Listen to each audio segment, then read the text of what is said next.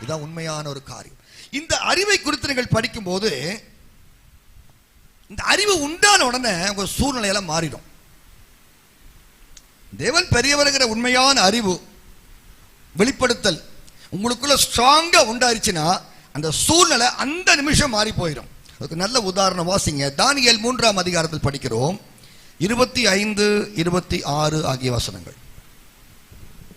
அதற்கு அவன், இதோ 4 பேர் விடுதலையாய் அக்கினி நடுவில் உலாவுகிறதை காண்கிறேன். அவர்களுக்கு ஒரு சேதமும் இல்லை. 4ஆம் ஆளின் சாயல் தேவபுத்திரனுக்கு ஒப்பாயிருக்கிறது என்றான். கவனிங்கள், இந்த ராஜா இவங்களை தூக்கி உள்ள போட்டவன் இவன் தான். அவன் சொன்னான், அவங்க பேசின வார்த்தை அந்த மாதிரி 7 மடங்கு என்ன செய்தான், சூளையை சூடாக்கும்படி சொன்னான். இவங்களை தூக்கி போட்டவர்கள், தூக்கி கொண்டு போனவன் செத்து போனான், தூக்கி போடப்பட்டவர்கள் விடுதலையோடு உள்ள ஜீவிக்கிறார்கள். அந்த நெருப்பு பாருங்க, 7 மடங்கு சூடாக்கப்பட்ட அந்த சூளை அவளுக்கு நன்மைதான் செய்தது, தீமை ஒன்றுமே செய்யல. இல்லையா? அவருடைய கட்டுகள் அருந்து போயிற்று. கட்டப்பட்டவர்களாய் தூக்கி உள்ள போட்டாங்க, கட்டுகள் அருந்து போயிற்று. விடுதலையோடு சுற்றி கொண்டிருக்கிறார்கள். 7 மடங்கு சூடாக்கப்பட்ட சூளையா இருந்தாலும் அவைகளும் உன்னுடைய விடுதலைக்காகவே நியமிக்கப்பட்டிருக்கிறது. அல்லேலூயா, ஆமென். வெளியில கிடக்கும் போது கட்டப்பட்டவன், நெருப்புக்குள்ள போன பிற்பாடு விடுதலையாக்கப்பட்டவன். உங்களுக்கும் எனக்கும் வைக்கப்படுகிற எல்லா போராட்டங்களிலும் நமது விடுதலைக்காக, நம்முடைய நன்மைக்காக, நம்முடைய உயர்வுக்காக தான் கர்த்தர் கிரியை செய்கிறார். அல்லேலூயா. தீமைக்கென்று எந்த பகுதியும் உங்களையோ என்னையோ அழிக்க அதற்கு முடியாது. அல்லேலூயா. நம்மை கொன்று போட அதற்கு முடியாது. அல்லேலூயா. இப்ப தேவன் பெரியவர் என்கிற இந்த அறிவு இருக்கு பாத்தீங்களா, இதை நீங்க பெற்றுக்கொள்ளணும். நடந்த விஷயம் பாருங்க. இந்த ராஜா உள்ள சொல்றான், நம்ம 3 பேரை தானே போட்டோம். வாசிக்குமா அதை? அதற்கு அவன், இதோ 4 பேர் விடுதலையாய் அக்கினி நடுவில் உலாவுகிறதை காண்கிறேன். அவர்களுக்கு ஒரு சேதமும் இல்லை. பாருங்க, இந்த 4வது ஆளை குறிச்சும் தெளிவா சொல்றான். இந்த 4வது ஆளுடைய சாயல், வாசிக்குமா, தேவபுத்திரனுக்கு ஒப்பாயிருக்கிறது. ஆமென். அவன் மனுஷன் அல்ல. அல்லேலூயா. தேவபுத்திரனுக்கு ஒப்பாயிருக்கிறது என்று ராஜா சொன்னான். அப்படி சொன்னவன் அடுத்த வசனத்துல வாசித்து பாருங்க. அப்பொழுது நேபுகாத்நேச்சார் எரிகிற அக்கினி சூளையின் வாசலண்டைக்கு வந்து. எப்படி வந்தான்? அவனை தூக்கி நெருப்புல போடப்பட்டவன், தூக்கி கொண்டு போனவர்கள் அக்கினி உக்கிரகத்தினாலே மரித்து டெட் பாடியா கிடக்கிறான். அவன் எல்லா கவச உடைகளையும், சேஃப்டி ட்ரெஸ்ஸஸ் எல்லாம் போட்டுட்டு போய் செத்து கிடக்கிறான். இவன் எந்த சேஃப்டி ட்ரெஸ்ஸும் போடல. இவன் இந்த விஷயத்தை பார்த்தவுடன், உள்ளே ஒருவர் இருக்கிறார், அவர் தேவனுடைய குமாரனுக்கு ஒப்பா இருக்கிறார், இதை அவன் அறிந்து கொண்ட போது வாசல் அண்டைக்கு போனான். அந்த நெருப்பு அவனை ஒன்றும் செய்யவில்லை. அல்லேலூயா. எப்படி? நீங்கள் கடந்து போகிற போராட்டங்களில் தேவன் பெரியவர் என்கிற உண்மையான அறிவு உண்டானால், கொஞ்ச நேரத்துக்கு முன்னாடி தான் பாதுகாப்பு உடைகள் எல்லாவற்றையும் அணிந்து கொண்டு இந்த ஜனங்களை, தேவதாசர்களை தூக்கி போட்டவன் செத்து கிடக்கிறான். ஆனால் இவன் 4வது ஆளை அவன் கண்டு, அவன் யார் என்பதை சொல்லுகிறார். அவர் தேவகுமாரனுக்கு ஒப்பா இருக்கிறார். இதை அவன் கண்ணால் கண்டவுடன் அந்த அக்கினியின் உக்கிரங்கள் அவிந்து போகிறது. அல்லேலூயா. அவன் வாசல் அண்டைக்கு வந்து தான் சொல்றான். வாசிங்க, வாசல் அண்டைக்கு வந்து, உன்னதமான தேவனுடைய தாசராகிய சாத்ராக் மேஷாக் ஆபேத்நேகோ என்பவர்களே, நீங்கள் வெளியே வாருங்கள் என்றான்.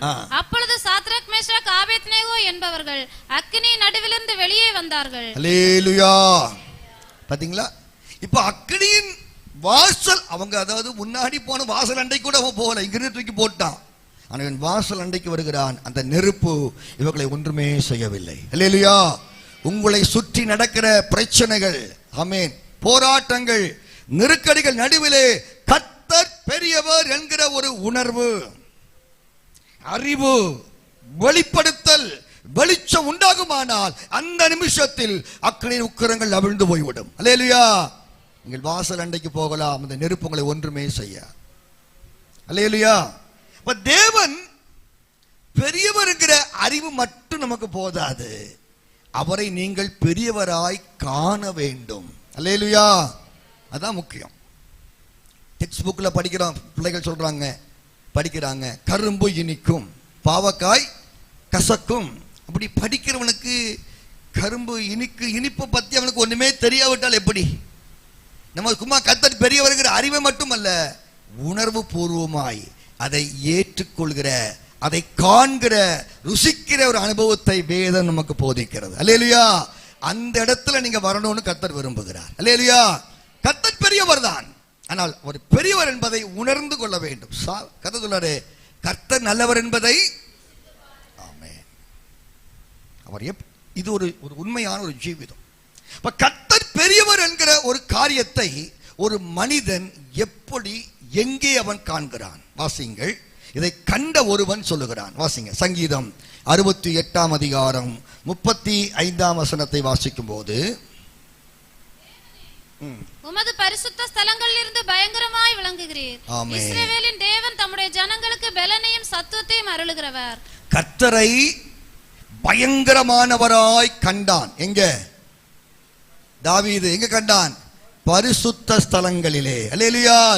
நீங்கள் பரிசுத்தமாய் ஜீவிக்கும் பொழுதுதான் கர்த்தர் பெரியவர்கிற அறிவு மட்டுமல்ல, கண்கூடாய் காணக்கூடிய ஒரு அனுபவத்தை கர்த்தர் தருவார். அல்லேலூயா. அப்படி நீங்க அவரை பார்த்துட்டீங்கன்னா அப்புறம் உங்களை எந்த பிரச்சனையும் ஒண்ணுமே செய்யாது. அல்லேலூயா. சொல்லுங்க அல்லேலூயா. இந்த இடத்துக்கு பிசாசு நம்மளை வர விடுவதே இல்லை. ஆனால் கர்த்தர் இந்த இடத்துக்கு நம்மை கொண்டு வர விரும்புகிறார். அந்த இடத்துல தான் பல பெரிய பெரிய மாற்றங்களை கர்த்தர் நமக்குள் செய்ய முடியும். அல்லேலூயா. கர்த்தர் பெரியவர் என்கிற அறிவு மட்டுமல்ல, நீங்கள் பரிசுத்த ஸ்தலத்தில் இருந்து கர்த்தரை பயங்கரமானவராய் பார்க்கிறீர்கள். அல்லேலூயா. அந்த இடத்துக்கு நீங்க வரணும். பரிசுத்த ஜீவியத்துக்குள் வரும் பொழுதுதான் இந்த அனுபவங்களுக்குள் கர்த்தர் நம்மை கொண்டு வருகிறார். ஆமென். இந்த இடம் குறித்து பாருங்க, தாவீது சொல்லும் போது சங்கீதத்தில் சொல்கிறார், இப்படியே உம்மை நான் பார்க்க ஆசையா இருந்து உம்முடைய வல்லமையும் உம்முடைய மகிமையும் நான் கண்டேன். பாருங்க, அழகா சொல்றேன். பரிசுத்த ஸ்தலத்திலே வாசிங்க, 63 சங்கீதம் 2 வசனம். இப்படியே பரிசுத்த ஸ்தலத்தில் உம்மை பார்க்க ஆசையா இருந்து உமது வல்லமையையும் உமது மகிமையையும் கண்டேன். இந்த பரிசுத்த ஸ்தலத்தை குறித்த ஒரு ஆசை, ஒரு விருப்பம், ஒரு வாஞ்சை நமக்குள்ள வரணும். அல்லேலூயா. என்னுடைய தேவன் பரிசுத்தராய் இருக்கிறார், நானும் பரிசுத்தமாய் இருக்கணுங்கிற விருப்பம் நமக்கு உண்டாகணும். அதான் சொல்றேன், இப்படியே உம்மை நான் பார்க்க ஆசையாயிருந்து. எப்படி எப்படி மேல வாசிக்கிறோம், அதிகாலமே உம்மை என்ன செய்கிறேன்? தேடுகிறேன். காலைதோறும் அப்படி சமூகத்தை தேடுகிற, ஆசையோடு வாஞ்சையோடு தேடுகிற தேவனுடைய பிள்ளைகளை கர்த்தர் இந்த இடத்துக்கு கர்த்தர் கொண்டு வருகிறார். அவர்கள் தேவனுடைய வல்லமையை அறிந்து கொள்வது மட்டுமல்ல, காண்கிறார்கள். அல்லேலூயா. இதான் பரிசுத்த ஸ்தலத்தினுடைய மேன்மை.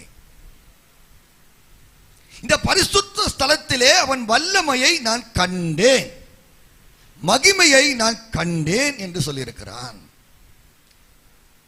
சங்கீதத்தில் வாசிக்கும் போது 68:35 பரிசுத்த ஸ்தலத்திலே நீர் பயங்கரமாய் விளங்குகிறீர் என்று சொல்லியிருக்கிறான். இப்ப நம்முடைய தேவன் பெரியவர் என்பதை நீங்கள் கண்கூடாய் கண்டு உணர்ந்து, ஆம் என் தேவன் பெரியவர் தான், அப்படி ஒரு நிச்சயத்தை நீங்கள் பெற்றுக்கொள்ளும் பொழுது சகல எதிர்ப்புகள், சகல போராட்டங்கள் மாறி ஜெயம், நன்மை உங்களுக்குள் வந்து சேரும். அல்லேலூயா. நம்முடைய தேவன் பெரியவராய் இருக்கிறார். அல்லேலூயா. ஒரு பாட்டு ஒன்று தெரியுமா? இயேசுவே நீர் என்றும் பெரியவரே. தெரியுமா அந்த பாட்டு? இயேசுவே நீர் என்றும் பெரியவரே, பாரினில் உமக்கொப்பாய் தேவனுண்டோ. இயேசுவே நீர் என்றும் பெரியவரே, பாரினில் உமக்கொப்பாய் தேவனுண்டோ.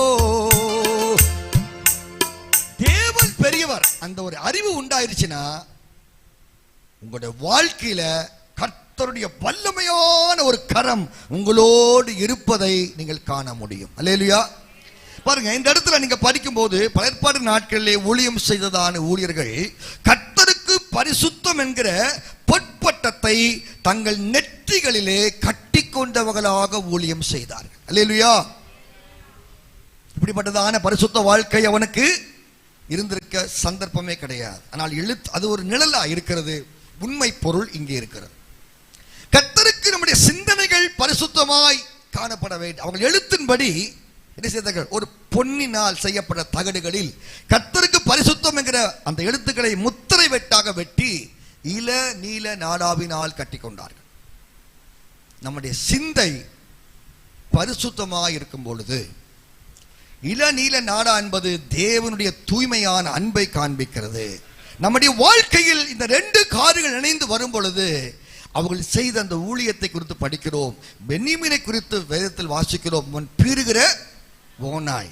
ஆனால் மோசே செய்த ஊழியத்தின் நிமித்தமாய் அவன் தலை எழுத்தை அழித்து புதிதாய் எழுதுகிறான். அவன் கர்த்தருக்கு பிரியமானவன். வாசிங்க, உபாகமத்தில் படிக்கிறோம் 33ஆம் அதிகாரம் 12ஆம் வசனத்தில் பென்யமீன் வாசிங்க. உபாகமம் 33 குறித்து கர்த்தருக்கு பிரியமானவன், அவரோட சுகமாய் தங்கி இருப்பான், அவனை என்னாலும் அவர் காப்பாற்றி அவன் எல்லைக்குள்ளே வாசமாய் இருப்பார் என்றான். பாத்தீங்களா? கர்த்தருக்கு பிரியமானவன். அவங்க அப்பா சொல்றாரு, இவன் பீறுகிற ஓநாய். நான் கூட இருந்து பார்த்திருக்கிறேன். இவன் இப்படிதான், இவன் திருந்தவே மாட்டான். ஆனா மோசே இந்த கோத்திரத்தினுடைய கற்களை தன் மார்பதக்கத்திலும் தோல் துண்டுகளிலும் வைத்து ஊழியம் செய்தபடியினால் அவன் அழித்து எழுதுகிறான், இவன் கர்த்தருக்கு பிரியமானவன். அல்லேலூயா. பழைய ஏற்பாட்டில் செய்யப்பட்ட இந்த ஊழியத்தில் கர்த்தருக்கு பரிசுத்தம் என்கிற பொற்பட்டத்தை நெற்றியிலே கட்டிக்கொண்ட மனுஷனுக்கு அப்படிப்பட்ட அதிகாரம் இருக்குமானால், அல்லேலூயா, பரிசுத்தமாக நம்முடைய சிந்தனைகளை பாதுகாத்து கொண்டு முன்னேறும் போது கர்த்தருடைய பலத்த கரம் நம்மோடு கூட இருக்கும். அல்லேலூயா. நமக்குள்ளே சில தரிசனம் உருவாக்கப்பட வேண்டும். கலாத்தியர் 3ஆம் அதிகாரம் 1 வசனத்தில் வாசிக்கிறோம். நீங்கள் சத்தியத்திற்கு கீழ்ப்படியாமற் போகத்தக்கதாக உங்களை மயக்கினவன் யார்? இயேசு கிறிஸ்து சிலுவையில் அறையப்பட்டவர். இயேசு கிறிஸ்து சிலுவையில் அறையப்பட்டவராக உங்கள் கண்களுக்கு முன் பிரத்யட்சமாய் உங்களுக்குள்ளே வெளிப்படுத்தப்பட்டிருந்தாரே. உங்களுக்கு வெளியே அல்ல, உங்களுக்கு உள்ளே. அல்லேலூயா. இதான் இந்த உண்மையான தரிசனம். இந்த தரிசனம் நமக்குள்ளே இருக்க வேண்டும். ஆகவேதான் கலாத்தியர் 3:5 படிக்கிறோம், உங்களுக்குள்ளே ஆவியை அளித்து உங்களுக்குள்ளே அற்புதங்களை செய்கிறவர். உங்களுக்குள்ளே அற்புதம், உங்களுக்குள்ளே தரிசனம். அல்லேலூயா. உங்களுக்குள்ளே வெளிப்படுத்தல், உங்களுக்குள்ளே. இந்த இடத்துல தான் கர்த்தர் நம்முடைய வாழ்க்கையை மாற்றுகிறார். நம்முடைய சுபாவங்கள் மாற்றப்படுகிறது, நம்முடைய வாழ்க்கை முறைகள் மாற்றப்படுகிறது. பரிசுத்தத்தை நாடி தேடி ஒப்பு கொடுத்து ஜீவிக்க ஜீவிக்க ஜீவிக்க நம்முடைய சுபாவங்களை எல்லாம் கர்த்தர் மாற்றுகிறார். நீங்க ரட்சிக்கப்பட்டு ஞானஸ்தானத்தில் அபிஷேகம் பண்ணப்பட்டு பசுத்துவாங்க ஐக்கியத்தில் ஜீவிக்கிற அநேகருடைய ஜீவியத்தில் பழைய கோபம் இன்னும் என்ன செய்யல. அவர் என்ன பிரயோஜனம்? உங்களுக்குள்ளே அற்புதங்கள் நடக்க வேண்டும். அல்லேலூயா. வெளியில் ஏற்படுற அற்புதத்தை கண்டு ஆஹா ஓங்கிறோம். அதை காட்டிலும் முக்கியம் உங்களுக்குள்ள நீ மாறணும். அல்லேலூயா. நம்முடைய சுபாவங்கள் மாறணும். அதான் சொல்றாரு, உங்களுக்குள்ளே ஆவியை அளித்து உங்களுக்கு உள்ளே அற்புதங்களை செய்கிறவர். இந்த பெரிய தேவன் இந்த கடைசி நாட்களில் தேவ ஜனத்துக்குள்ளே அற்புதங்களை செய்ய விரும்புகிறார். நம்முடைய சுபாவங்கள் மாற்றப்பட வேண்டும். இந்த சுபாவங்கள் மாற்றப்படும் போதுதான் இந்த தரிசனம் நமக்குள்ளே வெளிப்படுகிறது. அப்பதான் வாழ்க்கை மாற்றப்படுகிறது. அல்லேலூயா. இல்லவிட்டு அப்படிப்பட்ட காரியங்களை செய்ய முடியாது. நம்முடைய வாழ்க்கையின் ஒவ்வொரு பகுதிகளையும் இந்த பரிசுத்த ஜீவியத்தை நீங்கள் கவனமாக முன் சென்று காணப்பட வேண்டும். பரிசுத்த வாழ்க்கை என்பது ஒரு மனிதன் தானாக செய்து கொள்ள முடியாது. மனுஷனுடைய ஒப்பு கொடுத்தலும் சமர்ப்பணமும் தேவனுடைய கிரியும் இது ரெண்டும் சேர்ந்தாதான் ஒரு மனுஷன் பரிசுத்தவானாய் மாற முடியும். அல்லேலூயா. தேவனுடைய உதவி இல்லாமல் நீங்கள் ஒருபோது பரிசுத்தவானாய் மாற முடியாது. உங்களுடைய ஒத்துழைப்பு இல்லாமல் உங்களை பரிசுத்தவான கர்த்தர் மாற்றவும் முடியாது. இந்த அர்த்தம் என்ன? மனிதனும் ஸ்தோத்திரம் தேவனும் ஒன்றிணைந்து ஒரு உடன்படிக்கைக்குள் கடந்து வந்து